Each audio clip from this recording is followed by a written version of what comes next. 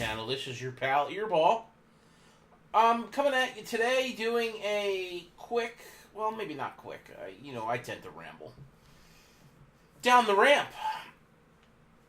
And this down the ramp is pertaining to a couple things. Now, I'm going in reverse here because I still have to do a recap of this week's Raw, SmackDown, NXT, which is, the week after WrestleMania weekend, which is a big week. But we have another big week coming up, too, with the, pending Superstar Shakeup on Monday and Tuesday of the following week, which will be this Monday and Tuesday. And a lot of people are excited for that, to see which wrestlers go on which shows, which was perfectly good. And are all the call-ups done? We don't know. We saw a bunch on Monday, only one on Tuesday. I'm thinking SmackDown is about to get some more call-ups at some point. Maybe not right away. See, I personally like when the call-ups are throughout the year, not so much, oh, well, it's after WrestleMania, let's call a couple people up. Because I think that's stupid. Just like the Superstar Shakeup should be not only moving people around, but there should be trades. Well, it's not Daniel Bryan anymore, now it's Paige. Paige and Kurt Angle should be getting together and be like, listen, I want this guy on my show. Well, what's it going to take for me to get him? Will you give him up at all, or she up at all? That's what I hope they do. But this Down the Ramp's going to focus on a couple things that are a little are good and bad. And I want to start out with the good first. If you haven't had a chance, now I don't know if you're a millennial or a Gen Xer or a baby boomer. Or even from the greatest generation, and you're listening to my, my podcast. But millennials most likely don't know who this person is. They've heard of him if they're a wrestling fan, but they haven't probably seen any of his matches. Andre the Giant's documentary on HBO was really, really good. Like, you should go watch it. Spend that 90 minutes and watch what this man was about. He was, like Vince McMahon said, special. It's a shame what happened to him, but it was what he gave the industry and the fans that got to see him live. You'll never see that again. I don't think anyone will ever see that again. Yeah, we've seen giants. We've seen the Big Show. We've seen other really big guys, but Andre was just something totally different. And it's just, like I said, it's really good. It dives into, his childhood all the way up to his death, and you've got cameos from Ric Flair, Hulk Hogan, Vince McMahon. I'm surprised we didn't see Bill Apter, which I'm really, really surprised. But we did see a couple other people that talk about WWE, whether it's on podcasts or just internet news for wrestling. Or WWE, I should say this. And at the time, see, WWE didn't exist when Andre was there. It was WWF.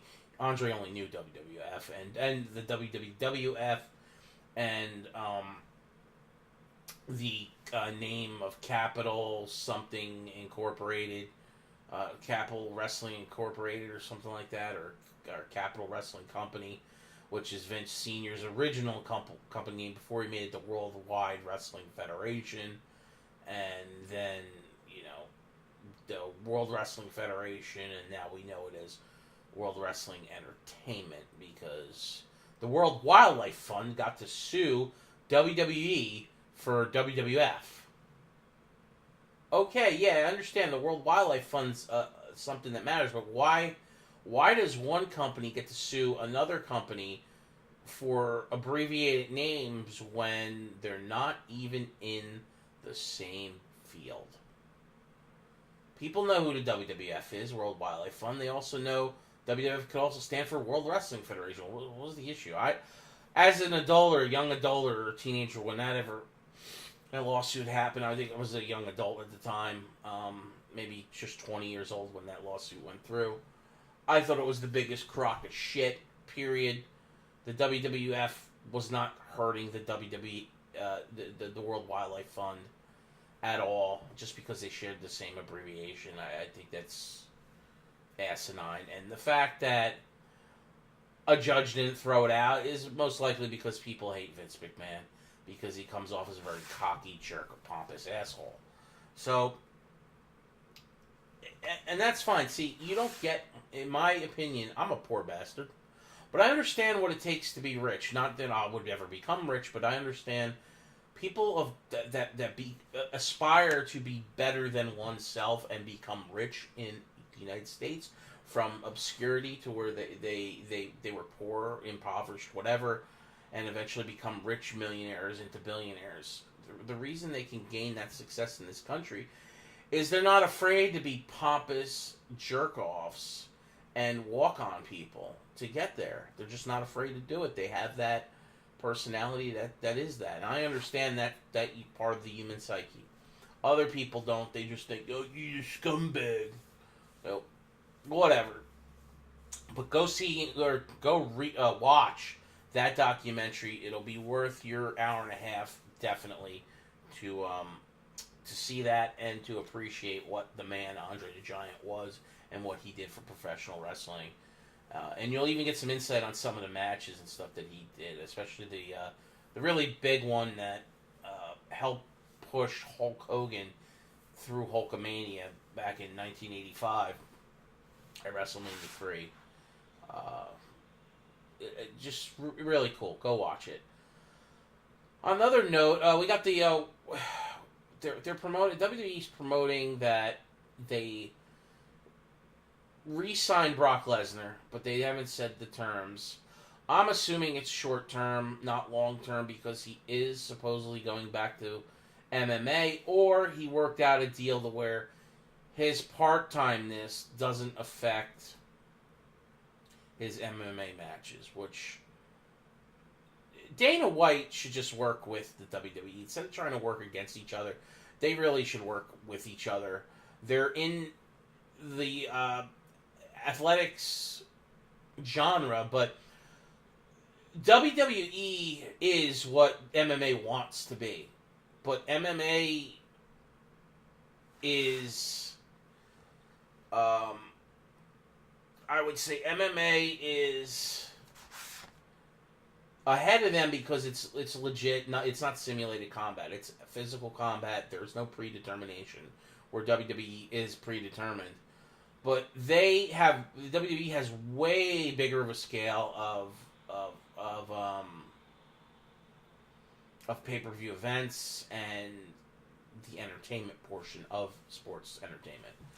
So I personally would love to see a joint collab one day of them where you could watch both wrestling and MMA on the same pay-per-view at the same venue.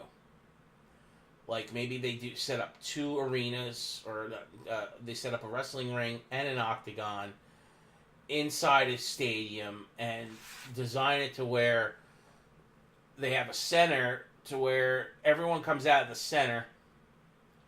They would lose a lot of seats, but they could probably generate a lot more in pay-per-view. Like, imagine if they used Dallas, the Cowboy Stadium.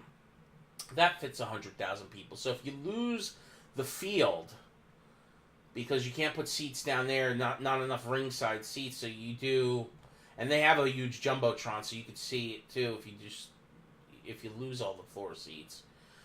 You have tunnels to have a center thing to where the wrestlers or the MMA fighters come out of the center on the field. And then, why am I always fucking yawning when I'm doing these fucking talks? Piss me off. Center of the field, and they pop out of there, and then on the left-hand side, you got the wrestling ring. On the right-hand side, you got the octagon. And you go back and forth. You maybe do, two or three wrestling matches, then you get an octagon fight. Because the MMA usually only have, 3 or 4 bouts. So then wrestling does like 8. And they could have a decent full card, kind of like they do with the big cards. And they could share some of the some of the gate, and some of the pay-per-view revenue. I mean, I'm sure Vince and Dana White could sit down and say, well, listen, I can draw this much in pay-per-view views. You can draw this much. You got the advantage because you got the network, so people watch that anyway. But I'm sure they could come to... business is business. They come to something, and we would see a once-in-a-lifetime event where the WWE and MMA get together and get it on in a pay-per-view, and you would see, like, Brock Lesnar, and Ronda Rousey for WWE as their MMA people, and then you'd see some legit MMA people. And I'm not saying that those two aren't legit; they are legit, but they're now in the under professional wrestling contract. So I mean, I don't know. It's just an idea I've thought up in my head. Maybe make both those companies some money. But I think Brock only signed a short-term deal until I see otherwise. I'm going to lean more towards that, and that he's going to drop the belt at the Greatest Royal Rumble event that happens the end of this month, because Vince didn't want to have Roman getting booed, which they figured he would be getting booed at WrestleMania. But here's the thing, Vince. You've pushed Roman into the spotlight of WrestleMania, into the main event, 4 straight years, and he's not over the way you want him over. People don't like him and don't want him anointed your boy. You need to go and you need to think a little outside the box here, Vince, and stop trying to do that. If you want him as champion to represent you outside the company, make him champion, but make him a heel in the ring. Make him a bad guy or a cocky, sly bad guy, and maybe the fans hate him in the beginning, but they get to not aspire, but they get to a point where they cheer him later on. I don't know. I personally don't hate Roman. I don't like that the fans boo him like they do, because I think it's just totally not right for him. He's a good worker. He's a legacy. It's really cool that he's following in the footsteps of his family and stuff like that. I just like the whole story. And the Shield to me was always really cool. And I'm not kissing his ass or anything like that. He does decent work. So I don't know why he's got to be punished just because the company wants him. The company always picks somebody to be their boy. Maybe we were pissed off about Daniel Bryan. Look at Daniel Bryan was in the was in the business a lot longer than Roman. Number one, so Roman's a homegrown thing, and they always like homegrown stuff. Vince has always liked it that way. And to be honest, Daniel Bryan is a lot smaller. Vince likes bigger guys. That's a known fact. It's Vince's company. He wants to book it the way he wants to book it. So be it. Yeah, we have the right to boo. We don't like to boo, but what did Roman really do to deserve being booed? He's not charismatic enough. Oh, okay. Yeah, not everybody has the ick factor. I mean, personally, I'd make Braun Strowman champion right now, but that's me. Maybe he will be champion. Maybe he'll be WWE champion. Maybe he'll go to SmackDown. So we'll see. But Roman's getting the belt at the Greatest Royal Rumble. That event's going to be pretty big. It's a shame we don't see any women on the card, especially after that match that Charlotte and Asuka put on at Mania. It just totally set the standard for what the main roster women have to do, or have to live up to now. I mean, that match was ridiculous. How good it was. And everybody being pissed off about Asuka losing, it's a good thing, because now they're not booked into a corner where, she's undefeated, you can't lose. Yeah, no, that sucks. The undefeated streaks need to die. They need to stop doing undefeated streaks. It's bullshit. People need to lose here and there. Just ask Ronda Rousey, what's it like going around undefeated and everybody thinking, you can't lose, she's the greatest ever. You have to lose. You have to lose. I mean, alright, we saw, I think everybody's accustomed to it because we've seen, Money Mayweather never lose, right? Okay. Did he fight the best all the time? No, because he cherry-picked Pacquiao until Pacquiao was an old man. I think if he would have got the younger Pacquiao, I think there would be a good chance that Mayweather might lose to Pacquiao. Doesn't mean he would, because Mayweather's a great fighter. But, there's always going to be that what-ifs now, Well, we're never going to know. So, I'm always a firm believer of people have to lose at some point. Even Andre lost. Go watch the documentary. Undefeated. Booked as undefeated. Never lost a match, and he never did until the Pontiac Silverdome in 1985 in WrestleMania 3 against Hulk Hogan. He passed the torch to Hulk to run with the company and be the man. Andre wasn't the champion, but he was the top guy for the company. They booked everything around Andre for 15 years. You know, so go watch the documentary. Rusev. News on Rusev and The Undertaker's match, which is now canceled. There's two things with that. Is Rusev so pissed off at the company that he's sending out tweets to piss off Vince and creative to where they're punishing him and taking him out of the match against Undertaker? Is The Undertaker the one who picks his opponents, and if he doesn't want to work with somebody, he has the right to cancel that worker and pick someone else? There is that rumor. And then there's the third option is the WWE worried that match is going to be negative now towards Undertaker because Undertaker's at the end of his career. He is The Undertaker, but they didn't want to hear chants of Rusev Day the whole time while they're trying to do a heel Rusev against the Dead Man. So they're like, well, we'll put Rusev Day in the Greatest Royal Rumble now. Could be that too. I don't know. Don't know what they're trying to accomplish here. All I know is star power is star power, and Rusev has star power, and he should be a future world champion. He's already been U.S. champion. He should be Intercontinental next, but they can't get, unless they move the belt over or put him on Raw for that, they can't achieve that. So maybe put him in the personally, I would have put the WWE strap on him last year after Mania, but they chose Jinder. I wasn't angry about Jinder getting it because they needed a traditional heel, and what better than have the foreign heel, bashing America? Well, they also had Rusev. They chose not to give it to Rusev. I don't know why they hate this man so much. Because he does good work in the ring. He's young. He's big. I don't effing get it. It's annoying. I really like Rusev. He's got charisma. He's got size. He's good in the ring. Like, it hasn't been the same for Rusev since he lost that U.S. title to John Cena. It just hasn't. If you look at how he's been booked since that loss, it's been shitty, and I can understand the man's frustration with how he's being booked. So we'll keep more info up on that. I'm sorry, I'm stuttering on my words here. It's terrible. It's pissing me off, to be honest. But yeah, that's basically it for this Down the Ramp. I just want to touch base on those things. I still need to get my reviews out. I will be getting those reviews out. They'll be short though. I'm not going to go crazy because I actually thought the Raw after Mania was one of the worst Raws after Mania in a long time. And SmackDown was better, but not much better. And NXT was boring too. Really, and that always happens with NXT because NXT is a tape product. They're now traveling back to Full Sail, so there's no way for them to tape immediately after the pay-per-view. So they'll tape this week, and then they'll tape for an entire month.